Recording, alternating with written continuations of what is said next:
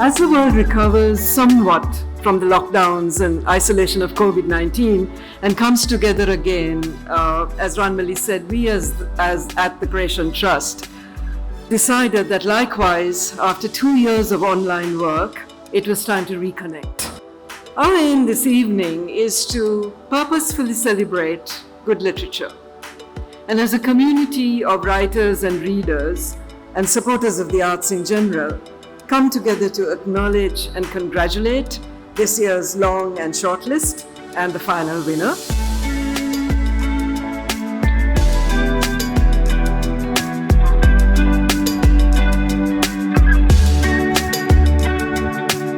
Hello, today we are here at the Graetian Prize winner 2021. We have Ashok Fairy, the winner of this year. Hi, how are you doing today? Oh, very well now. Thank you. Very, very good. All right, so tell us a bit about your book.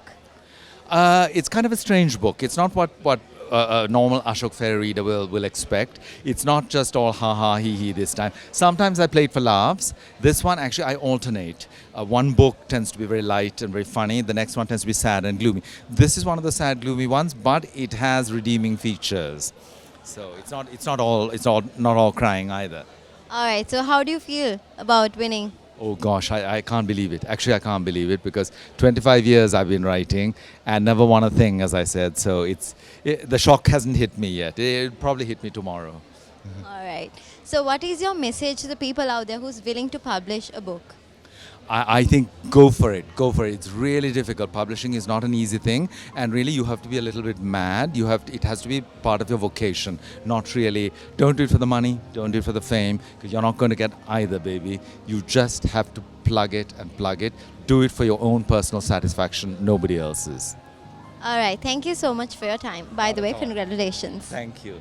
Thank you. Hello, today we have Mr. Madhuranga, one of the judges of the Graetian Prize. Hi, how are you doing today? I'm good, thank you. All right, so how does it feel to be a judge of this prize? It's definitely a privilege to be a judge of this prize. This is such a prestigious prize that you find in the realm of Sri Lankan writing in English. So I was very happy when I was contacted and asked whether I would be willing to be a judge for this, and I said yes. All right, so what are the challenges you faced by judging a book? There were some challenges, particularly at a time like this. There's a lot happening on every front in life, and having to read some 40 entries, 40 submissions was not an easy thing, along with all the other work that we have to do. I'm from the University of Peradeniya, so with teaching and other university-related activities. So finding time was a bit of a challenge, I think, but it was such a pleasure to read these works of art, and I think that kept us going. Like all three judges really loved reading these submissions, so that was special. All right, so what is your message to the people out there who's willing to publish their piece of work? Okay, so at a time of crisis, publishing your work may not be the easiest thing to do, particularly in the kind of crisis that we are in right now. But then I think like books are everything. You should try to get as many books as possible out in the market to the readership.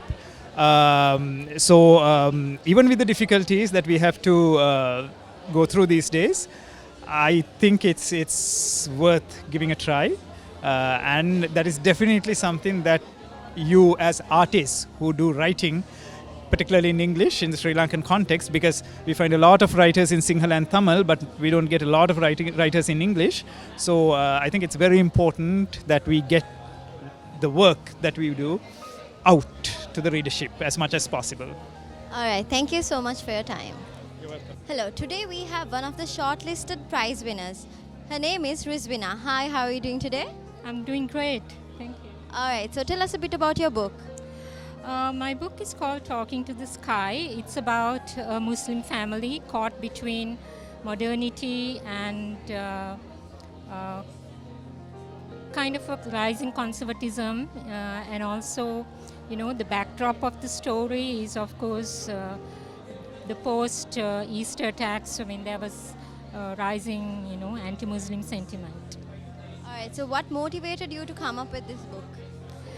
Well, I was always interested in the matter of, how faith is interpreted by various people. What faith means different things to different people, and I also, on my part, I always had an ambivalence about my own religion, but I also wanted to kind of belong to it always. And during the anti-Muslim kind of sentiment was rising, I was, I felt a need to protect it. So it kind of, that whole struggle found a voice in my novel. So, how do you feel to be a shortlisted winner? I'm very excited. I feel honored and privileged, very humbled to be in good company of the other three shortlisters. So, yeah, I'm really excited and happy to have been shortlisted. All right, thank you so much for your time.